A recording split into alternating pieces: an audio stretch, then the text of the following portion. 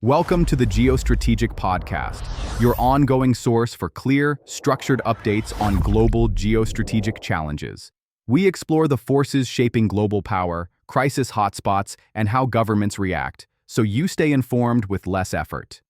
If you're keeping an eye on global affairs right now, you know the conversation is absolutely buzzing with peace efforts, especially around the war in Ukraine. It really is. But for many of us, it feels like there are, complex signals, sometimes even contradictory ones, coming out of these high-level diplomatic meetings.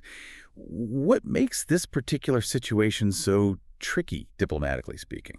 That's a really key question. It's not just, mixed messages. It's the fundamentally different starting points of the key players involved, something we see very clearly in the plans being proposed. So our mission here is to try and cut through some of that noise, take you beyond the headlines, really unpack the latest high-stakes diplomatic maneuvering. We've been looking at recent reports, analyses, statements from, everyone involved: Trump, Zelenskyy, Putin, key European leaders. We really want to give you a shortcut to getting up to speed on this. We'll break down the proposed peace plans, get into that really thorny issue of security guarantees. Yeah, that's crucial. And try to uncover the diverging interests that are shaping what happens next. You can expect us to lay out President Trump's proposed three-step peace initiative. There are some really eyebrow-raising details in there. Definitely. Including potential U.S. troop involvement. Exactly. And we'll reveal the crucial points of disagreement between all sides, especially around Ukraine's sovereignty and its future security. Okay. So let's start with President Trump's proposed three-step initiative. An advisor called it crucial, something beyond just prelude talks. Right. So the first step, according to this plan, was a meeting. Trump and Russian President Vladimir Putin in Alaska on a Friday. Okay, Alaska. Yeah. And what came out of that? Well, Putin reportedly laid out his demands to end the fighting. Things like making Russian an official language across all of Ukraine. The whole country. That was the reported demand, yes, and specific territorial transfers. And given those pretty significant demands, what was Trump's initial take? Did he push back? Or? Well, this is where it gets incredibly significant. Trump himself said after that Alaska summit that he and Putin largely agreed. Agreed on the territorial transfer. On the territorial transfers and the security guarantees, apparently. He even said they were pretty close to an understanding, though he did add the qualifier that, Ukraine would still need to agree. But the key thing is how easily they seem to find common ground on issues that are, fundamental to Ukraine's sovereignty. Without Ukraine in the room at that point. Exactly. Yeah. But potentially without their direct input right then and there. So after that, quite surprising alignment, what was step 2 in Trump's plan? How did the Europeans fit in? So step 2 was a meeting in Washington the following Monday. Okay. Trump met with Ukrainian President Zelenskyy and high-ranking European leaders. And this one was actually transmitted online. Interesting. Why online? Well, what's fascinating is that from Europe's perspective, this meeting felt like a kind of protective measure. For Zelenskyy. For Zelenskyy, and maybe for themselves too, frankly. They seem to be scrambling a bit after the Alaska meeting. Right. Trying to communicate their own core security concerns to Trump, trying to bolster Ukraine's demands. It felt like a reaction, a show of European unity, a signal to Washington. They're watching closely. So those are the first 2 stages. What's the ultimate goal here? Step 3. The ultimate goal, and probably the toughest step, is meant to be a trilateral meeting. All 3 leaders. Bringing Putin and Zelenskyy together, with the U.S. moderating the negotiations. Okay. The aim, as one advisor apparently put it, is to find out if both sides really want a deal and what it would broadly look like. Basically, get the buyer and seller in the same room. That's ambitious. It sets a high bar. Yeah. But when we talk peace here, the immediate, really sensitive question is always security, isn't it? Absolutely. How do you guarantee Ukraine's safety after the fighting stops? Let's dig into that thorny issue of security guarantees. Yeah. That's exactly the challenge. What do security guarantees even mean here? We need to move beyond what some people are calling ersatz guarantees. Ersatz, like substitute. Yeah. It basically just promises of better security cooperation. That word ersatz really captures Ukraine's fear, I think. They don't want just promises. No.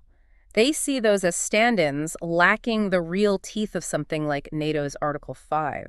They're looking for something much stronger, something that actually prevents future attacks. And this leads us to a really astonishing detail from the sources. An advisor, one Trump advisor, privately told Axios the White House does not rule out deploying U.S. troops In Ukraine. in Ukraine, Okay. but after hostilities end, to prevent future Russian aggression. Wow. That's huge. But then, almost immediately, another advisor pushed back, said it's far from clear and they won't negotiate in the media. So how do we make sense of that? Contradictory signals. That's the million-dollar question, isn't it? The contradiction itself tells us something. Like what? Could be a trial balloon, you know? Testing the reaction to a very controversial idea.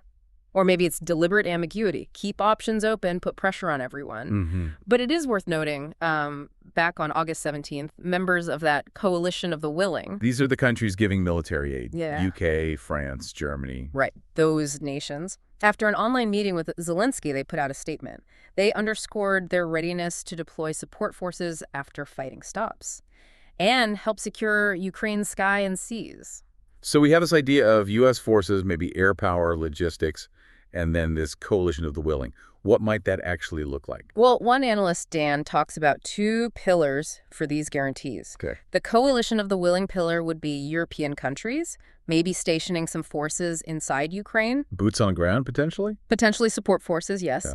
Then the U.S. pillar, not necessarily combat boots on the ground, but providing crucial intelligence, logistics, and maybe significant U.S. air power. So a layered approach. Different allies, different roles. That seems to be the thinking, yeah. A combined deterrent. And beyond military help, Ukraine itself has been pretty proactive, maybe even audacious, in pitching its own security ideas. What about the financial side? Oh, yeah, they've made a very bold pitch. Proposed buying $90 to $100 billion worth of U.S. weapons. Buying them. With whose money? Financed by Europe is the proposal, specifically to lock in those U.S. guarantees. Interesting. A quid pro quo. Seems like it. Okay. And they also floated a separate $50 billion deal with the U.S. to produce drones. Drones. Why drones specifically? Well, it seems to appeal directly to Trump's preference for selling weapons rather than just giving aid. They've been specific, too, asking for at least 10 U.S.-made Patriot air defense systems, other key equipment. To protect their cities. Exactly. Protect cities, infrastructure. It really shows Ukraine trying to be pragmatic, willing to invest heavily in its own defense, not just rely on handouts. But it's not just about money or kit, is it? There's history here, trust. How does the past influence Ukraine's demands now? Oh, hugely. It's not just history, it's like a ghost hanging over everything. The 1994 Budapest Memorandum. Where they gave up their nuclear weapons. The world's third largest nuclear arsenal, yeah. In exchange for security assurances, which obviously failed. Utterly failed to stop the invasions in 2014 and 2022. So assurances aren't enough this time. Not even close. For Kyiv, real security means legally binding, ironclad commitments. They feel betrayed already. They won't accept vague promises again. So it makes sense they're demanding rigorous guarantees now. Their position is clear. A lasting peace shall be based not on concessions and free gifts to Putin, but on a strong security framework that will prevent future aggression. Absolutely. And they've also been clear, apparently, that even NATO's Article 5, well, it was discussed, but it doesn't require full military intervention. Members decide what support to give. Right. And Ukraine says that would not be enough. It just underscores how deep their skepticism runs about anything less than absolutely watertight. Understandably so. Okay, let's shift gears now to maybe the most emotionally charged and strategically critical disagreement. Territory. The unresolved question of territorial concessions. This is really the absolute core of the conflict, isn't it? In that Alaska meeting with Trump, Putin apparently demanded Russia be gifted, his word, reportedly, Gifted what? the entire regions of Donetsk and Luhansk. And importantly, that includes areas Russia doesn't currently occupy. So annexation as part of a peace deal. That's the implication, yes. And Ukraine's reaction. An absolute, resolute rejection. President Zelenskyy has been adamant Ukraine will not cede territory, period. And legally, can he? Well, probably not easily, even if you wanted to. Any border changes need a referendum, a constitutional amendment. That would be incredibly unpopular. And how do you even hold a fair vote in occupied areas? Impossible. Pretty much. And strategically, giving up Donetsk and Luhansk, it would leave Ukraine wide open, completely exposed to future Russian invasions, as one source put it. A foothold for Russia. Exactly. A foothold for a further and rapid advance towards the city of Dnipro. So Ukraine flatly rejects Putin's idea of just freezing the front line if Ukraine pulls back from those regions. They see it as just pausing the conflict on Russia's terms. Setting the stage for the next round, yes. achieving aggression's goals by other means. This brings us to that debate about a ceasefire versus a full peace deal. Trump's position seems to have shifted a bit. It has. Initially, he talked about a ceasefire. Then, after meeting Putin, he apparently dropped that for a comprehensive peace settlement? A bigger goal. Right. Although later he clarified, saying he preferred an immediate armistice, but admitted, in this moment, this is not happening. So acknowledging the reality, what about the Europeans? They seem much more focused on the ceasefire first. German Chancellor Merz apparently insisted to Trump that a ceasefire is essential before taking next steps. He actually said that. Reportedly stated, "I can't imagine that the next meeting would take place without a ceasefire." Strong words. And French President Macron also drew a line, saying, if negotiations fail, we will tighten sanctions.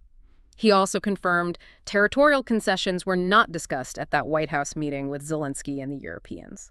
So a real difference in approach there. Yeah. Europe wants the fighting to stop first. It highlights a fundamental disagreement on sequencing. Yeah. De-escalate the violence first, then talk about the big picture. Okay, so with all these complex pieces moving, these different views, what does it all mean for what happens next? The timeline, the format for talks. It all seems pretty uncertain. The timeline is definitely murky. Trump called Putin from the White House, right? Proposed a bilateral meeting, Putin and Zelenskyy, within 2 weeks. 2 weeks, that's soon. Very soon. To be followed by that trilateral meeting with Trump. And the Kremlin's response? Lukewarm is probably fair. They only agreed to appoint senior officials for the next round of talks. Not necessarily Putin himself. Not necessarily, which prompted Finnish President Stubb to caution, Putin is rarely trustworthy. A reminder of past experiences. Indeed. And the details for those security guarantees are supposed to be worked out within 10 days, another tight deadline. And amidst all this, there are these pressure points being discussed. One analyst, John Somasha, advising Trump to turn up the heat. Yeah, his advice was more sanctions on Russia, new advanced weapons for Ukraine. The argument being that Russian opposition just shows the need to make it harder for Putin to keep the war going. Make the cost higher. Exactly. But then you have the stark reality on the other side. Russian media, figures like Vladimir Solovyov are mocking Trump. Not taking it seriously. Seemingly not, and a Russian delegation head reportedly said, flat out, Russia is prepared to fight forever. Fight forever. That really underscores the challenge, doesn't it? Deep resistance to concessions. It shows the immense difficulty any peace plan faces, from parts of the Russian establishment at least. And how are Ukrainians themselves processing all this? There was a recent Gallup poll? Yeah, that poll showed 69% of Ukrainians favored a negotiated settlement soon. 69%. That's quite high. What do we read into that? Well, interpretations vary. Some see it reflecting maybe a sense that the U.S., under Trump, is an unreliable partner. So a desire for any resolution, given the uncertainty. Possibly.